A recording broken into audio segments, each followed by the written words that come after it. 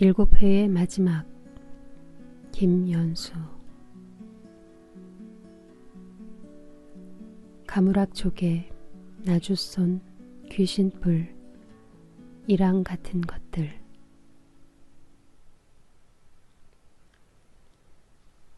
그날 낮 벨라를 찾아 해수욕장의 끝까지 갔지만 그녀의 모습은 보이지 않았다.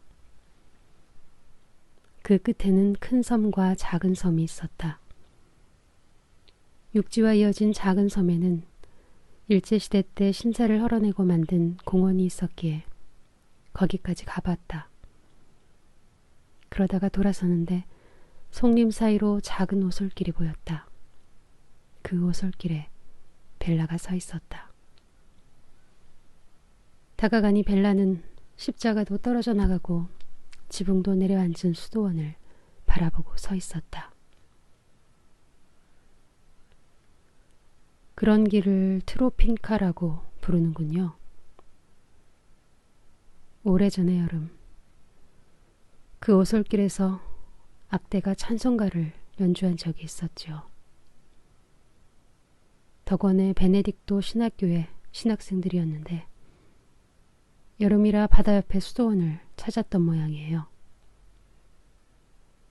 그때 저는 해변에 깐 삿자리에 누워 있었는데 웅앙웅앙 은은한 나팔 소리가 들려오더군요. 예수, 인간 소망의 기쁨이라는 제목의 칸타타였습니다. 아마추어들의 어설픈 연주였지만 그 나팔 소리에 오래 귀를 기울였죠. 지금은 모든 게 폐허가 돼버렸지만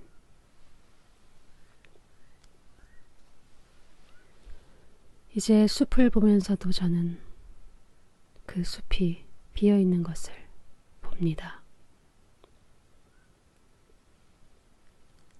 예수, 인간 소망의 기쁨이라는 제목을 말하자마자 나선형 계단을 밟고 올라가는 듯한 그 선율이 기행의 기억 속 어딘가에서 울렸다.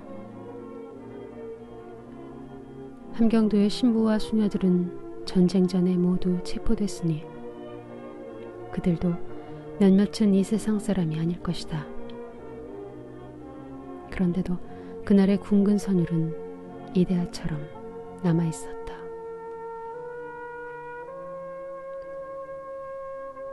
숲이 비어있는 것을 보는 사람도 시인이고 폐허가 꽉 차 있는 것을 보는 사람도 시인이지요. 저는 모든 폐허에서 한때 사랑을 발견하기 위해 시를 씁니다. 괴링이 이끄는 독일 폭격기가 600대나 날아와 포탄을 쏟아부었을 때 스탈린그라드는 영원히 불타는 줄 알았어요. 모든 게 엉망진창이었죠. 밤은 낮처럼, 낮은 밤처럼, 물은 불처럼, 불은 물처럼. 악은 선이 되고 선은 악이 됐죠. 그게 바로 전쟁, 지옥의 풍경이에요. 그렇게 몇 달 뒤 꺼지지 않을 것 같았던 불이 꺼졌을 때 도시는 완전한 폐허가 됐죠. 그 폐허를 응시하는 일이 시인의 일이잖아요.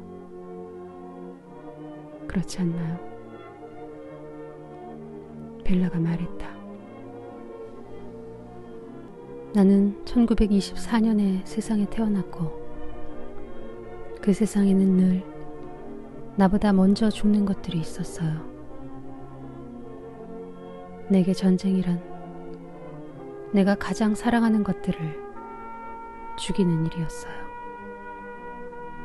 전쟁은 인류가 행할 수 있는 가장 멍청한 일이지만 그 대가는 절대로 멍청하지 않습니다. 그렇다면 우리가 죽음을 생각하지 않고 어떻게 삶에 대해 말할 수 있나요? 전쟁을 생각하지 않고 어떻게 평화를 상처를 생각하지 않고 어떻게 회복을 노래할 수 있나요? 전 죽음에, 전쟁에, 상처에 책임감을 느껴요. 당신 안에서 조선어 단어들이 죽어가고 있다면 그 죽음에 대해 당신도 책임감을 느껴야만 해요. 날마다 죽음을 생각해야만 해요. 아침 저녁으로 죽음을 생각해야만 해요. 그러지 않으면 제대로 사는 게 아니에요. 매일매일 죽어가는 단어들을 생각해야만 해요. 그게 시인의 일이에요. 매일매일 세수를 하듯이 꼬박꼬박.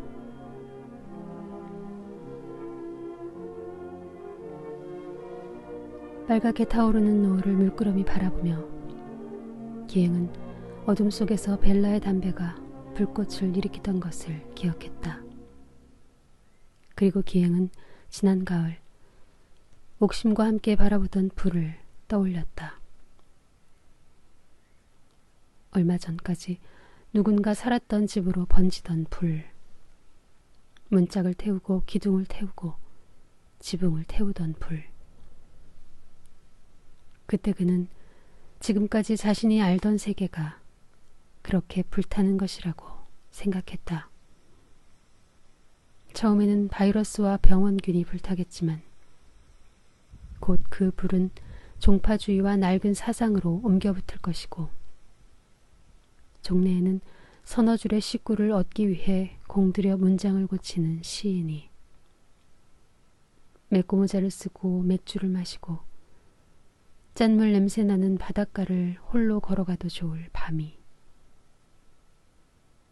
높은 시름이 있고 높은 슬픔이 있는 외로운 사람을 위한 마음이 불타오를 것이다.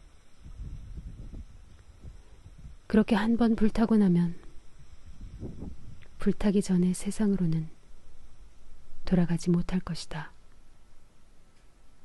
이제 우리 모두는. 그렇게 1958년 12월의 해가 저물었다.